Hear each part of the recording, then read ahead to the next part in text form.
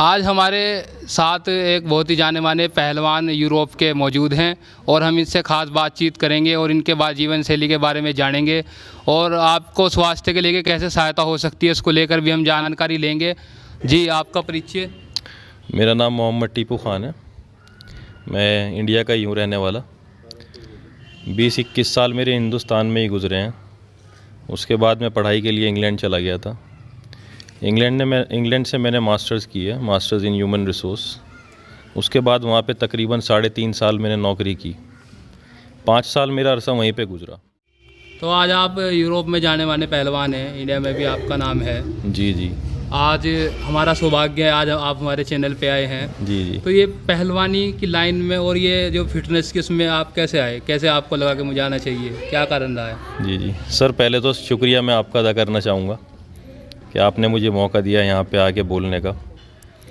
Sir, fitness का इस तरीके से है कि पहलवानी का शौक़ हमारे ख़ानदान में लगभग सभी को है।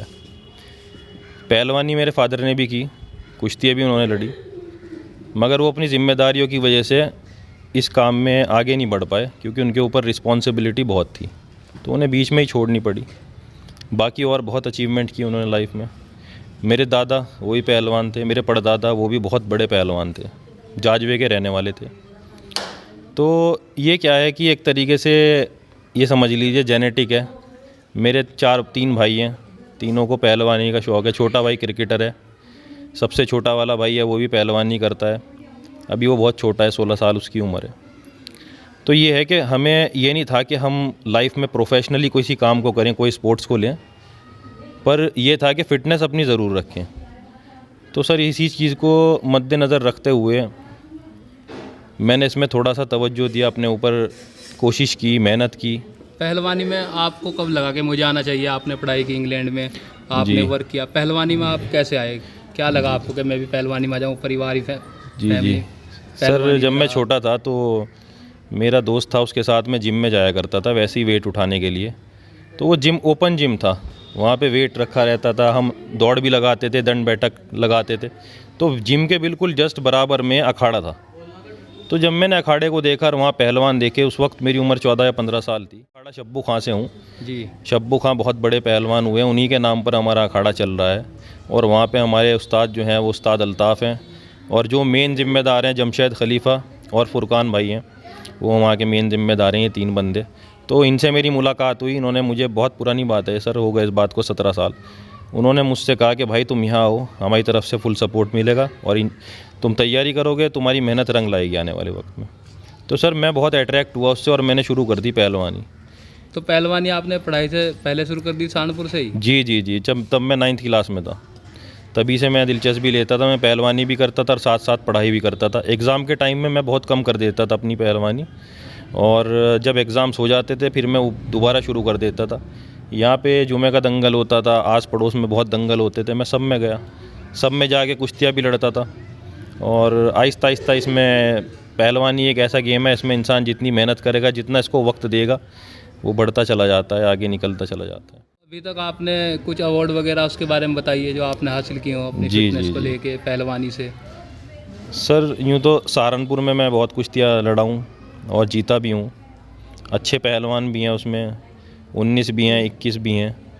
अच्छा रिज़ल्ट रहा यहाँ पे जितने साल में लड़ा, मगर बहुत कम टाइम था क्योंकि मैंने आपको बताया कि मैं निकल गया था बाहर मैंने फ्रांस में, स्पेन में। तो सहारनपुर से आप कब बाहर निकले और आपका बाहर जाने पे क्या फ़र्क पड़ा पहलवानी को लेकर? जी जी, देखिए क्या है सर, जब इंसान अपने देश से बाहर दूसरी किसी कंट्री में जाता है तो उसको एक नया एक्सपीरियंस मिलता है। तो मेरी कोशिश हमेशा से ये थी कि मैं पहलवानी से जुड़ा रहूं, चाहे मेरी पढ़ाई चलती रहे। मेरे ऊपर जिम्मेदारी थी स्टडी की, मुझे अपनी मास्टर्स कंप्लीट करनी थी और जॉब की भी, पर मैं साथ साथ पहलवानी हमेशा मैं चलता रहा और कॉम्पिटिशन्स भी लड़ता रहा। तो फिटनेस का जुनून आपको हमेशा रहा है? जी, फिटनेस का जुनून से मिला? जी जी सर, कुछ भी है, सर्दी है, गर्मी है, आंधी है, तूफ़ान है, मैं फ़िटनेस को लेके बहुत ज़्यादा हमेशा से कॉन्शियस रहा हूँ। और मेरी हमेशा से कोशिश यही रही है कि फ़िटनेस अच्छी रहनी चाहिए, क्योंकि वक्त का कुछ पता नहीं होता, कभी भी आपको कुश्ती लड़नी पड़ जाती है। और ये ऐसा काम है, एक इंसान की एज होती है तब तक ही इंसान इस काम पे 100% अपना दे पाता है। उस एज निकलने के बाद फिर इंसान अफसोस करता है, तो बेहतर है कि अपना उस टाइम उसको 100% दे। बाकी इसके साथ साथ जो और रिस्पॉन्सिबिलिटी है उसमें भी अपना कंट्रीब्यूट करे। जो आपका फिटनेस का राज है। अच्छा अच्छा, उसमें सर ये है कि सुबह को मैं उठता हूँ, उठ के सबसे पहले 1-2 गिलास दूध का पीता हूँ, और 1-2 गिलास दूध का पीने के बाद थोड़ा सा वॉक करके 10-15 मिनट मैं रनिंग के लिए निकल जाता हूँ। तकरीबन 4 से 5 किलोमीटर रनिंग करता हूँ। उसके बाद आके घर नहा धो के अपना नाश्ता करके मैं निकल जाता हूँ अपने रेस्टोरेंट पे। रेस्टोरेंट पे मेरी जो टाइमिंग है वो सुबह की है 11 बजे से और शाम 6 बजे तक। तो 6 बजे के बाद वहाँ से फ्री होने के बाद मैं फ़िटनेस हमारा जो वहाँ पे क्लब है, अखाड़ा ही समझ लीजिए आप, वहाँ पे जाता हूँ। तो उसमें यह है कि हफ़्ते में 2 दिन ज़ोर होते हैं और बाकी के दिन फ़िटनेस ट्रेनिंग होती है। तो वहाँ पे दिया जाता है 1-2 घंटा रोज़, हफ्ते में 4-5 समय दिन देते हैं शरीर को अपने फिट रखने के लिए? सर मैं हफ्ते में 4 से 5 दिन देता हूँ, और ये समझ लीजिए 1 घंटा सुबह और 1 से 1.5 घंटा शाम को। तो इसमें आप 1 से 2 दिन चीट डे भी रखते हैं? नहीं, चीट डे नहीं सर, इसमें क्या होता है, देखिए क्या है कि हमारी हेल्थ जो है वो रेस्ट भी मांगती है। अगर आप इससे ज़्यादा काम करोगे, ज़्यादा वर्क लोगे, तो ये इसके साइड इफ़ेक्ट्स होने शुरू हो जाते हैं। तो रेस्ट बहुत ज़रूरी है। उसमें हम इस तरीके से कर लेते हैं, एक दिन जैसे सैटरडे है, मंडे टू फ्राइडे हमने काम वर्कआउट किया, सैटरडे हमने अपना मालिश वालिश की, मसाज की, और संडे को हमने रेस्ट ले लिया। संडे को सब बंद रहता है वहाँ पे, तो मंडे टू फ्राइडे ही होता है। और यहाँ पे भी तकरीबन जब मैं अखाड़े में सहारनपुर इंडिया आता हूँ तो यहाँ भी 5 दिन, 4 से 5 दिन देता हूँ, इससे ज़्यादा। इससे पहले मैं पोर्चुगल ओपन नेशनल में गोल्ड मेडल है मेरा 2018 में और 2017 में, दोनों साल। और इंटरनेशनल मेडल है मेरे 2, एक सिल्वर मेडल है और एक ब्रॉन्ज मेडल है। सिल्वर मेडल मुझे जो है वो स्पेन बॉर्डर पे मिला था। स्पेन बॉर्डर पे एक ब्रागा है जगह का नाम, वहाँ पे तरह तरह के सब कंट्री के पहलवान आए हुए थे, ग्रीको रोमन में। उसमें मुझे सिल्वर मेडल मिला था, और एक कंपटीशन और हुआ था दूसरा, वो पोर्चुगल में ही हुआ था इंटरनेशनल। ये उसमें किस सन की बात है जब आपने ये मेडल जीते? सर ये 2017 का है। और 2015 में इंडिया में हमारे ये जौनपुर में जो आईजी साहब हैं, उत्तर प्रदेश के आईजी साहब जो हैं, उनके इनविटेशन पे हम यहाँ से कई सारे पहलवान गए थे राज्य स्टेट पे। उसमें मेरा गोल्ड मेडल है, और सहारनपुर में मेरे गोल्ड मेडल हैं 2015 में, 16 में। और भी सर तरह तरह की अचीवमेंट्स हैं, आपको मैं सारी डिटेल दूंगा, आप चेक कर सकते हैं। पश्चिम प्रदेश में जिला सहारनपुर आता है। और जो पहले दंगल को लेके, खेल को लेके जो रुझान होता था पब्लिक का देखने का और उसमें जी खेलने वालों का, वो रुझान काफ़ी घट गया है पश्चिम प्रदेश के अंदर। और देश के अधिकतर कोनों में दंगल भी जो है एक लुप्त होता जा रहा है। पहले दंगल होते थे, हफ्ते वाइज होते थे, महीनों में होते थे, हर क्षेत्र में देखने को मिलते थे। लेकिन अब जो है कभी कभार मेले पे ही 1-2 दिन के लिए देखने को मिलते हैं। उसे आप कैसे देखते हैं? ये पहलवानी लुप्त होती जा रही है। जी सर, इसमें ये है कि एक्चुअली इंसानों का जो माइंड है ना वो डाइवर्ट हो रहा है और गेम्स की तरफ। क्योंकि इस गेम में मैंने आपको बताया इंजरीज़ बहुत हैं। माँ बाप सोचते हैं कि बच्चा ऐसा ना हो चोटिल हो जाए, कहीं का ना रहे कभी वो। और इसमें क्या है कि स्ट्रगल बहुत करना पड़ता है स्टार्टिंग में, पर इसका जो रिवॉर्ड है वो भी बहुत अच्छा है। इसमें पेशेंस रखना पड़ता है और ये लंबा गेम है। तो लोग क्या करते हैं, बानिस्बत इस गेम को चुनने की और गेम ज़्यादा प्रायोरिटी पे रखते हैं। बस यही रीज़न है इसमें थोड़ा सा।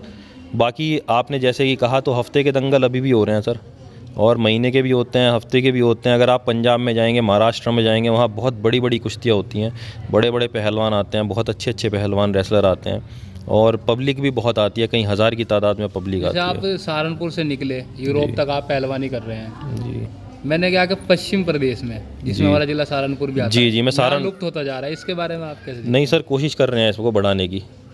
तो यही मैंने आपको बताया, गवर्नमेंट से भी हम थोड़ी सी यही और अपील करेंगे कि वो भी हमारी सहायता करें, इसमें थोड़ा सा और ज़्यादा सहयोग करें। वैसे तो उनकी तरफ से कोई कमी नहीं है, पर यह है कि सर और कंट्रीब्यूट करें, नहीं तो ये गेम पीछे छूट सकता है।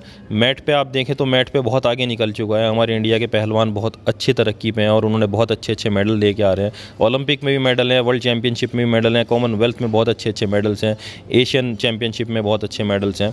ऐसी बात नहीं। रही बात मिट्टी की, मिट्टी पे भी सर हफ्ते का दंगल हो रहा है, अभी स्टार्ट हुआ है, क्योंकि सर्दी थी इसलिए रुका हुआ था। और पंजाब में तो बहुत हर महीने समझ लीजिए आप बड़े दंगल हो रहे हैं। अगर उत्तर प्रदेश की सहारनपुर की बात की जाए तो सहारनपुर में भी बहुत प्रोग्रेस हो रहा है। हमारे सहारनपुर ज़िले में कई सारे कस्बे हैं, गाँव में, तो वहाँ के जो पहलवान हैं, तैयार पहलवान, वो आते हैं और कुश्तियाँ लड़ते हैं। हमारे इसकी चैनल के बहुत माध्यम रिजल्ट से है। आम जनता को आप फिटनेस को लेके क्या सलाह देना चाहेंगे? मैं तो यही अपील करना चाहूँगा, आप जो भी स्पोर्ट्स चुनते हैं, कोई ना कोई स्पोर्ट ज़रूर चुनिएगा, क्योंकि स्पोर्ट्स में जैसे हमारा खाना पीना सोना ज़रूरी है, ऐसे ही लाइफ में एक फ़िटनेस लेवल का होना बहुत ज़्यादा ज़रूरी है, क्योंकि जान है तो जहान है, मेरा ये मानना है। एक बीमारी जब इंसान को लगती है और डॉक्टर उसकी दवाई बांध देता है, चाहे वो ब्लड प्रेशर हो, शुगर हो और तरह तरह की बीमारी हो, तो इंसान की ज़िंदगी एक कैद खाने की तरह हो जाती है। उसको सोचना समझना पड़ता है 10 बार कि मैं क्या खाऊं। दुनिया भर के पैसे लगाने पड़ते हैं अपने ऊपर, फिर भी वो बात नहीं आ पाती। तो बेहतर है कि उस चीज़ को पहले ही रोक दिया जाए, अपनी फ़िटनेस पे ध्यान दिया जाए। तो आपके चैनल के माध्यम से मैं यही कहना चाहूँगा, आप कोई भी स्पोर्ट्स पकड़ें, पहलवानी हो, रेसलिंग हो, कोई भी XYZ कोई सा भी हो, तो उसमें आप कंट्रीब्यूट करें। कम से कम हफ्ते में 4 दिन तो दें, रोज़ 1 घंटा। तो उससे फ़िटनेस लेवल अच्छा रहेगा, आपकी फैमिली, आप खुद खुश रहोगे, आप कंट्रीब्यूट कर सकोगे कहीं आने जाने में। अब जैसे कि ये गाड़ियों का बहुत ज़्यादा इस्तेमाल होता है, जो छोटा काम है, नज़दीक का काम है, उसमें इंसान कोशिश करे कि पैदल कर ले उसके काम को। वो डिपेंड करता है सिचुएशन पे। तो सर बाकी खाने पीने का, फ्रूट्स वगैरह का इस्तेमाल करें, वेजिटेबल्स इस्तेमाल करें, खाने पीने की अच्छी चीज़ें इस्तेमाल करें, तो फ़िटनेस लेवल अच्छी तरह इम्प्रूव रहेगा और आदमी स्वस्थ रहेगा। जो नए युवा दंगल में आए हैं और जो आपके फ़ैन हैं, उनको लेके आप क्या कहना चाहेंगे? सर जो नए युवा हैं उनको तो मैं यही कहना चाहूँगा कि वो मेहनत करते रहें, अपनी खिलाई पिलाई का ध्यान दें, माँ बाप का, बड़ों का सम्मान करें, अपने उस्ताद का सम्मान करें और अपनी पढ़ाई पे भी ध्यान दें साथ साथ, तो सक्सेस सर ज़रूर मिलेगी। पहलवानी में सबसे ख़ास चीज़ आप किस चीज़ को मानते हैं? सर देखिए, जिस तरीके से इंसान अपने धर्म को फॉलो करता है, एक पूजा करता है, एक इबादत करता है, तो मैं मानता हूँ कि पहलवानी भी इसी लेवल की चीज़ है। इसको एक इबादत की तरह की जाती है कि जो करेगा इसको इबादत की तरह, वो इसमें तरक्की हासिल करेगा। तो इसमें वक्त देना पड़ता है, मेहनत करनी पड़ती है, बहुत ज़्यादा मेहनत करनी पड़ती है, तो तरक्की लाजमी मिलती ही मिलती है इंसान। आप इतने साल से पहलवानी में हैं, इतना समय हो गया आपको पहलवानी करते हुए, आपके फ़ैन फॉलोइंग बहुत ज़्यादा है, यूरोप में आपने नाम कमाया, भारत में आपने नाम कमाया, तो आप फ़िलहाल अपने आप को कहाँ पे देखते हैं पहलवानी में? सर देखिए, जैसे कि मैंने पहले कहा था आपको, कोशिश तो अपनी तरफ से है और करते रहेंगे सर कोशिश। अब वो तरक्की चाहे अपने शहर की तरफ से मिले, अपने स्टेट की तरफ से मिले या अपने देश की तरफ से मिले, उसमें तो सर ये है कि टाइम टू टाइम ही कहा जाता है। ये है कि सर ठीक है, अपने जो लोग, आप सब लोगों की मोहब्बत है, प्यार है, आप लोग इतनी इज़्ज़त देते हैं, अखाड़े वाले भी बहुत ध्यान रखते हैं, और बाकी सर सभी भाइयों का है, सभी पहलवान भाई हमारे जितने भी हैं तैयारी करके आते हैं। कोई ऐसा तो है नहीं सर कि वो ऐसे ही आ जाते हैं, सब तैयारी करते हैं, सब मेहनत करते हैं। तो सर ये है कि ये एक खेल है, हम इसे खेल की नज़र से ही देखते हैं। आपकी पहलवानी को लेकर प्रेरणा किसे मानते हैं आप पहलवानों में? सर पहलवानों में बहुत सारे पहलवान रहे हुए हैं पुराने। गामा पहलवान का नाम आपने सुना होगा, और रुस्तम जमा रहे, 5000 कुश्तियाँ उन्होंने लड़ी, कभी नहीं हारे। दारा सिंह पहलवान पंजाब के, उनका बहुत नाम हुआ। भोलू ब्रदर्स, और सर हमारे जो प्रेजेंटली हैं सुशील कुमार हैं, योगेश्वर दत्त, और सर और भी हैं दीपक पुनिया, बहुत ज़बरदस्त अच्छे पहलवान हैं। तो सर यही है कि ये सीनियर पहलवान हैं और बहुत हाई लेवल के अच्छे पहलवान हैं। कोशिश करनी चाहिए आज के जो युवा हैं कि वो इनसे प्रेरणा लें, इंस्पायर हों, और इनके जो रूटीन है बताए हुए हैं उसको फॉलो करें, क्योंकि हम लोग लकी हैं जो हमारे हिंदुस्तान में ऐसे ऐसे पहलवान हैं जिनसे और लोग, और आने वाली जो जनता है, आने वाला जो पहलवान है वो इंस्पायर हो सके और वो इनके रूटीन को कोशिश करे फॉलो करने की और आगे जाके अपना अचीवमेंट्स लेने की, क्योंकि टेक्निक्स और एक रूटीन सर जो होती है वो बहुत हेल्प करती है जब बड़ा कंपटीशन होता है। अभी आप कैलाशपुर में आए हैं जी। ग्राम कैलाशपुर में, ये सहारनपुर में गांव जो है कुश्ती को लेकर जाना जाता है, आप तो हमारे से बेहतर ही जानते होंगे। कैलाशपुर में 3 दिन का दंगल चला, तो आपने इसमें कुश्ती की? जी सर। तो यहाँ के पहलवानों के साथ आपको पहलवानी करके कैसा लगा? बहुत अच्छा लगा सर कैलाशपुर में जो दंगल है वो एक ऐतिहासिक दंगल है, कई सौ साल से चलता हुआ आ रहा है। यहाँ हमारे कैलाशपुर में गांव में गामा पहलवान भी आए बहुत वक्त पहले, और दारा सिंह भी आए, और उनके भाई भी आए। तो कुश्तियाँ यहाँ पे सर होती आई हैं कई सौ साल से। तो यही है कि वही परंपरा है। ये है कि पहले बहुत अच्छा था, बहुत ज़्यादा रोमांचक था और बहुत अच्छे तादाद पे बड़े लेवल पे होता था। अब वो थोड़ा कम हो गया है, पर यह है कि सर दंगल बहुत अच्छा हुआ है यहाँ पे, और 3 दिन यहाँ पे दंगल चला है रोशनी का। बड़े अच्छे अच्छे पहलवान आए, हमारे सहारनपुर के भी, आसपास गांव के, हरियाणा के, पंजाब के कई अच्छे पहलवान आए, जिसमें सर मेरी 2 कुश्तियाँ हुई हैं, और ऊपर वाले की कृपा से मुझे दोनों में अचीवमेंट मिली है। तो सर यही है कि दंगल यहाँ का जो है वो बड़ा अच्छा हो रहा है, और कोशिश होगी कि अगले साल और अच्छा कराया जाए।